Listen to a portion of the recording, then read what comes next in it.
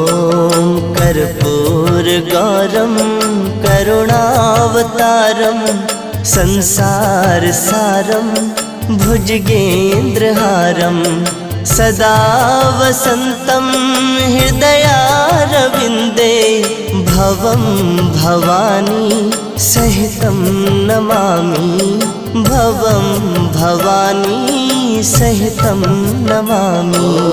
कर्पूरगौरं करुणावतारं संसारसारं